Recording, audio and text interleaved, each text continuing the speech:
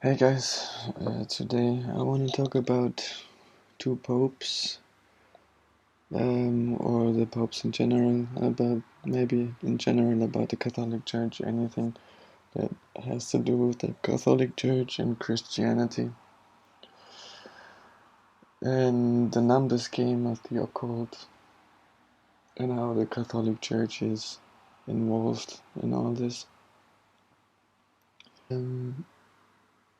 So this is Pope John Paul the First. And why is he important to today's world?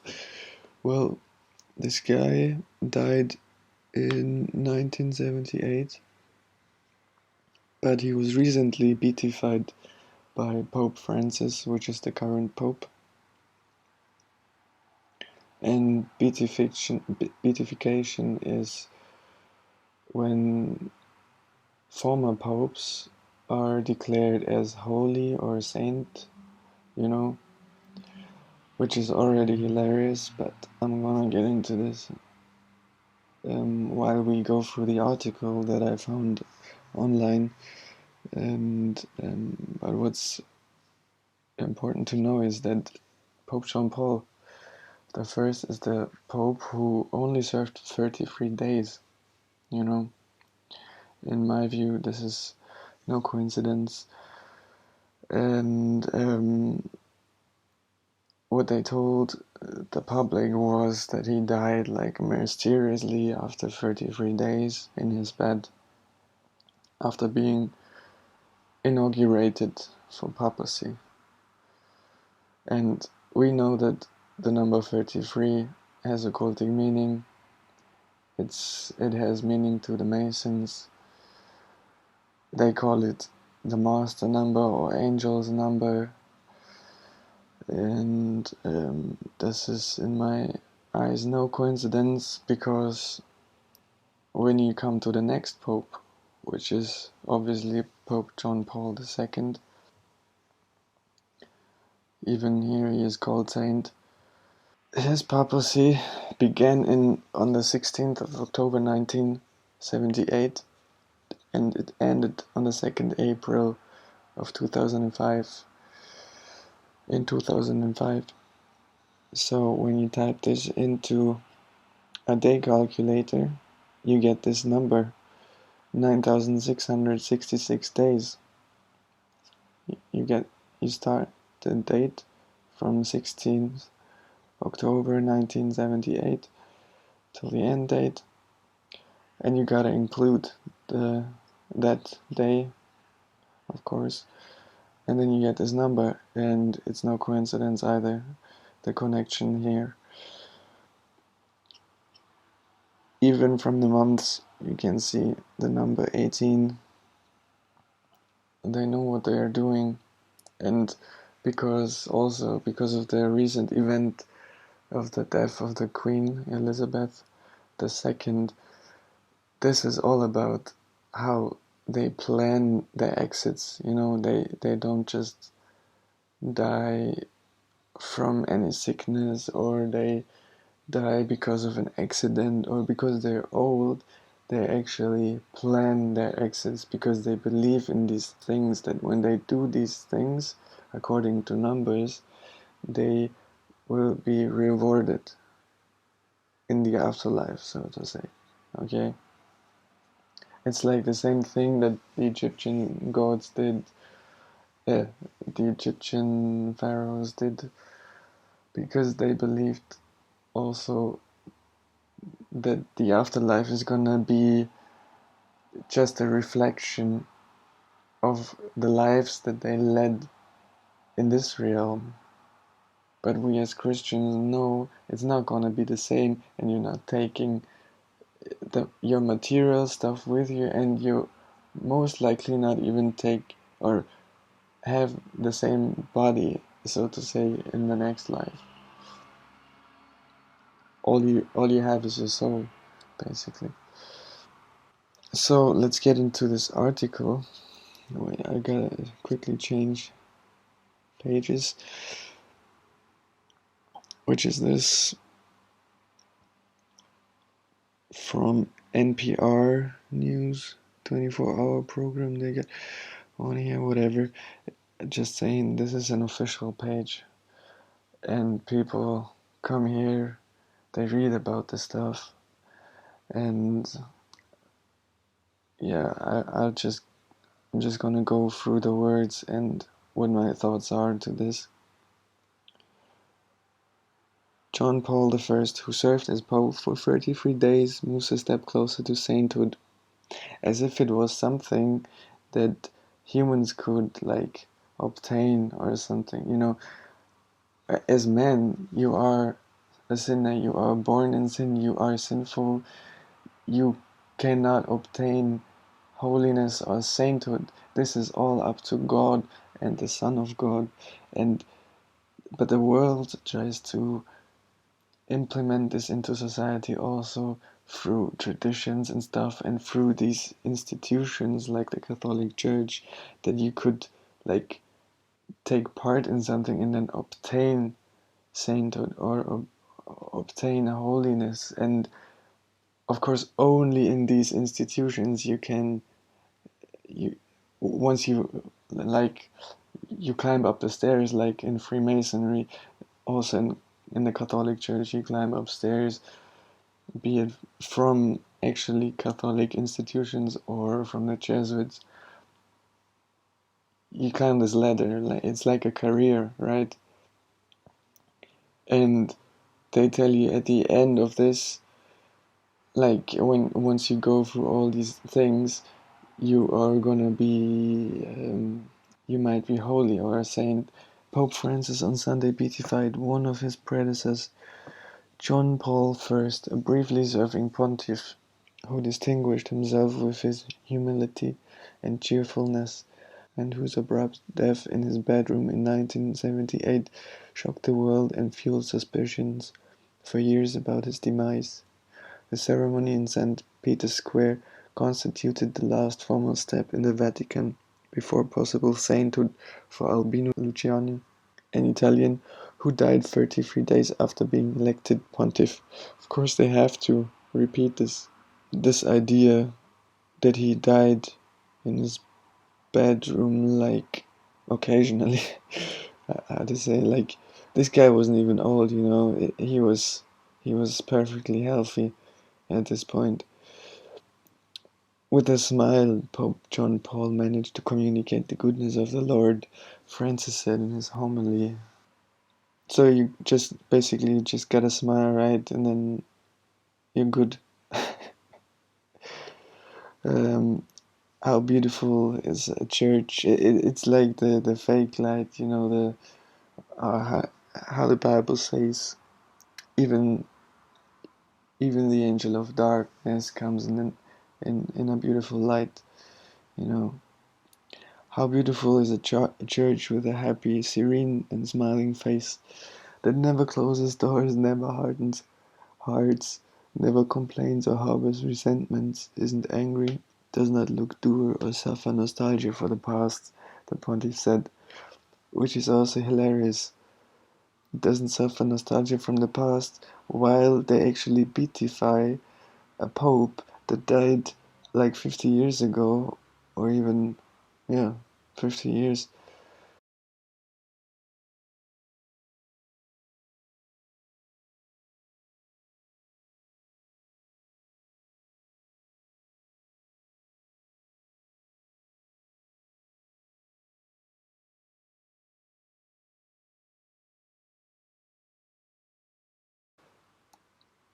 Like, they worship these deaf people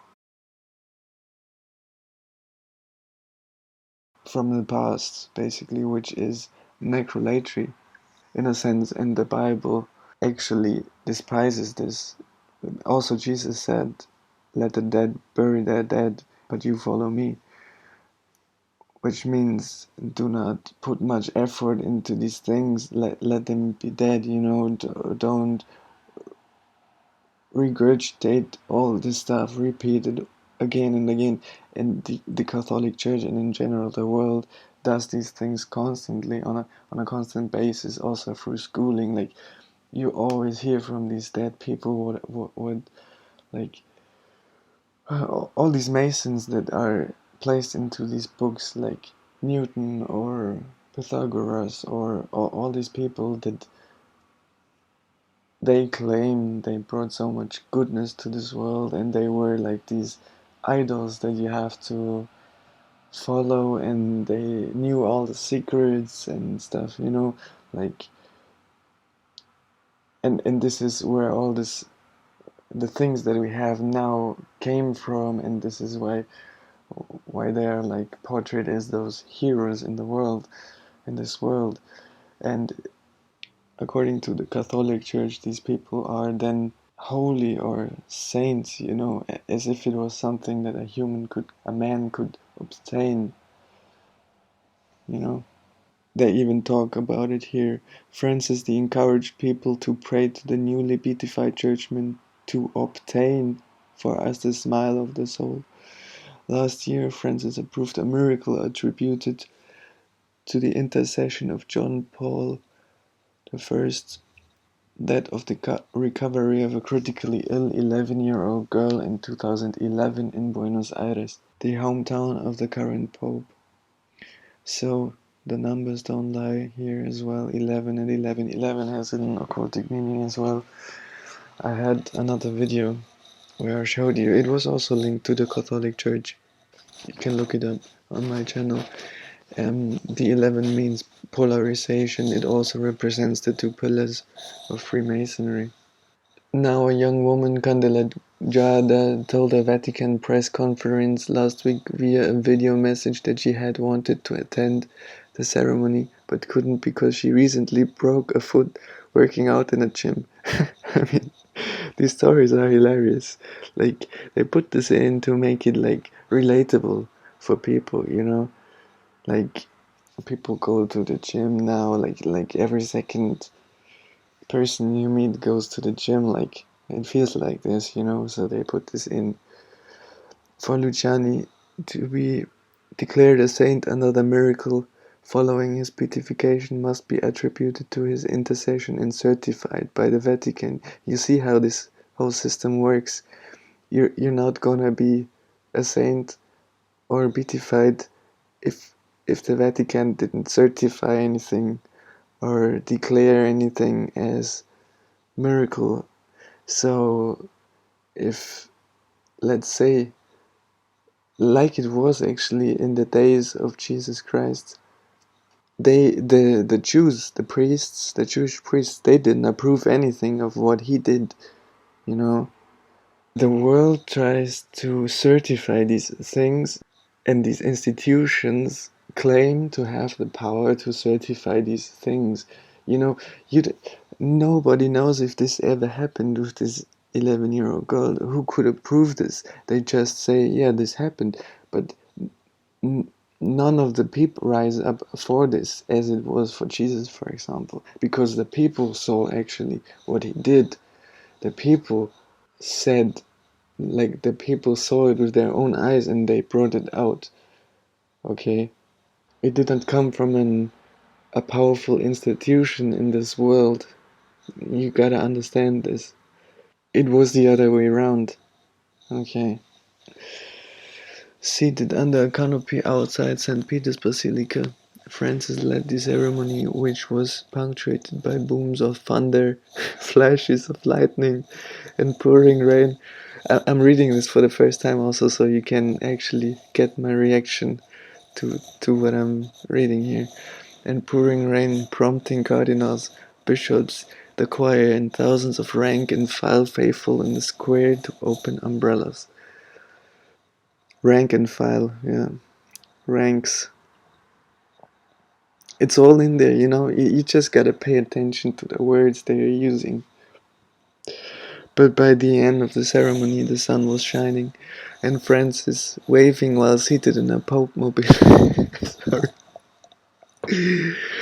toured the square, waving the crowd, some of whom shouted, "Long live the Pope!" I mean, is this where the world has, what the world has become? I mean, it's like God save the Pope, God save the Queen. I mean, this is pure idolatry. And they are promoting this also through these articles, you know. When elected pontiff on August 26, 1978, Luciani, 65, had been serving as Patriarch of Venice, one of the church's more prestigious positions. In that role, as well as that previously as a bishop in northeastern Italy, Luciani sounded warnings against corruption, including banking circles. This is what they always do. Like, these people are corrupted, as I wanna say, but they always point a finger, like, at, at these things, so you never actually realize that it's them doing all these things, you know, like self-profiling them. Like, this is what philanthropists also do. Like, they would do good on one hand, publicly claim, oh, we did charity here, we do this, do that, we are so good. So people fall for these things, not seeing that as a man we are also bound to the evil side of things, to left hand things, you know. But once you are in a public position and you claim all the good things that you're doing, like openly saying, oh, I'm doing this, I'm doing that, it's you're doing this for the people, to have an image, you know, to be followed, or to be idolized again. In his short-lived papacy, which concluded with the discovery of his body in his bedroom in the apostolic palace, John Paul I immediately established a simple, direct way of communicating with the faithful in the addresses he gave, a style change considered revolutionary considering the stuffiness of the environment of the church hierarchy. I mean, what can you do in 33 days as a pope? But here again, it's a revolutionary act. Uh, Again, it serves the purpose of making these people into heroes, some kind of people you should look up to. Those who have campaigned for him to someday be made a saint have stressed his deep spirituality and his tireless emphasis on key Christian virtues: faith, hope, and charity. I mean, yes, charity is a Christian virtue, but not like the Catholic Church practices it. And in general, the world is practicing these things. Like Jesus said, do these things in silence, only then God will see it, and only then it's true. Once you let people know what your right hand is doing, it's it's basically, you already have your reward in the world, which is, you know, having a good reputation, for example. John Paul lived without compromise. Francis said, praising him as mild-tempered, humble pastor, which can be true, right? I'm not saying John Paul was a bad person or something, but it's the Catholic institution that I'm getting at here, you know. Luciani overcame the temptation to his own self at the center and to seek one's glory, the pontiff said. Okay, the pontiff said. The Vatican said John Paul died of a heart attack, but no autopsy was done. Why? I really wonder why. It gave conflicting versions of the circumstance of how his body was discovered. First, it said that a priest who served as his secretary found him, but later acknowledged John Paul was found dead by one of the nuns who brought him his customary morning coffee.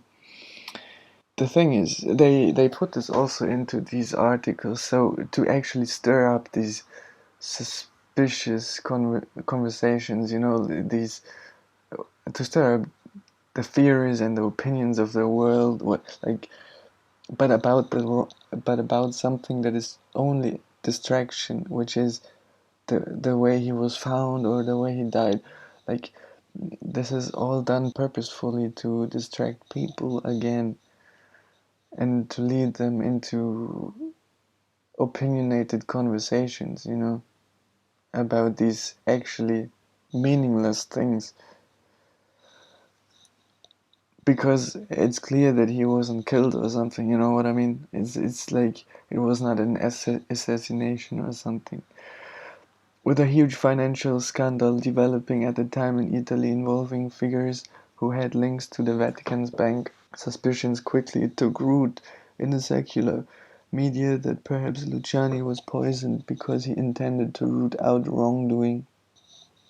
Again, they put this in to stir up suspicion and to profile him as the good guy who was getting after the wrongdoers of this world, which he is part of, being the Pope of the Catholic Church, who claims power over almost everything in this world and works hand in hand with the powers of the world that wage wars, that colonize other countries, weaker countries, and on, Books speculating on the circumstances surrounding his death sold millions of copies, of course, because it makes a lot of money. That's why they write books and then sell them. So, that's it. I think, I don't know if I have more about well, let's see what it says. I did some screenshots, and I'm just gonna read them and then say a few words to this. The spiritually dead will always bury their dead loved ones in a manner that exhibit pride of life, which is not of God, but of the world. And you can see this right now with, for example, the Queen Elizabeth II, how the media now will push onto the masses all those documentaries of all the good things she did for the world, and then they will show the grief and all these things. Like, I believe even at the end of the year they're gonna do a repetition of this event, of this big world event. Yeah, and they put this pride into these things and stuff, and this is not of God, it's of the world. The worldly burial ceremonies are organized by the dead for their dead loved ones is a transgression of the doctrine of Christ and of God, which teaches simplicity and soberness in everything that Christians do. The simplicity in burial was demonstrated by Joseph of Arimathea, a rich man and a secret disciple of Jesus, who buried Jesus in accordance with this doctrine of simplicity. Matthew 27:57 through 60. Christ in 1 Corinthians 10:7, necrolatry is that branch of idolatry that gives sentimental reverence to the dead. They keep repeating these things that of the dead. There's a sort of veneration of worship involved in all this, which is idolatry in its essence. And according to the teachings of Jesus Christ, it's sin. The definition of necrolatry: superstitious worship or veneration of the dead. I'm not sure if I spell this word right, but you know what I mean. So that's it for today. I hope you can get something out of this.